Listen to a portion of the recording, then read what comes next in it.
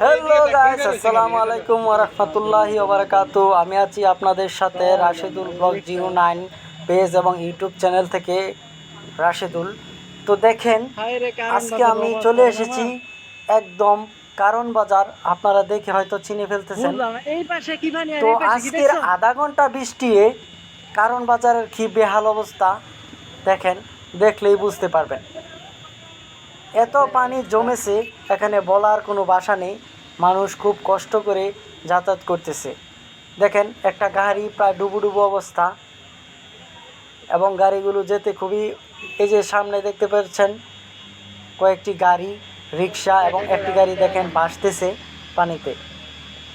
তো আসলে বলার কিছুই নেই কী কারণে এই জলবদ্ধতা, আপনারা সবাই তা জানেন এবং বুঝতে পারেন। এখানে সবাই দেখেই বুঝতে পারে যে কী হয়েছে এখানে। তো জলবদ্ধতা নিরসন করা খুবই প্রয়োজন।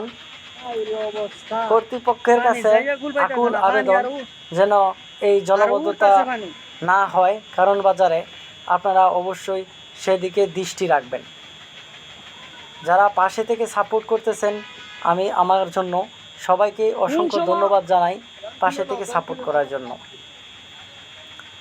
দেখেন, খুবই কষ্ট হচ্ছে। রিক্সা নিয়ে মামা যাইতেছে, একজন সাইকেল নিয়ে যাচ্ছে, আরেকজন রিক্সা দিয়ে যাচ্ছে, কেউ মোটর বাইক দিয়ে যাচ্ছে।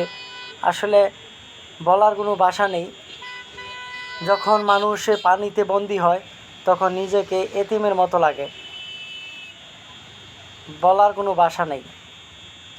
সো সবাইকে অসংখ্য ধন্যবাদ আবারও জানাই, এবং এই জলবদ্ধতা যেন সামনের দিনগুলিতে না থাকে সেদিকে অবশ্যই আমাদের খেয়াল রাখতে হবে, এবং ড্রেনগুলো পরিষ্কার করতে হবে।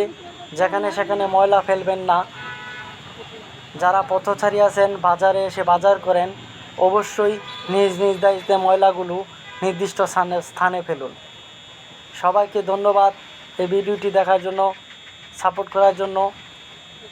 আশা করি ভিডিওটি শেয়ার করে পাশে থাকবেন, সবাই যেন দেখতে পারে যে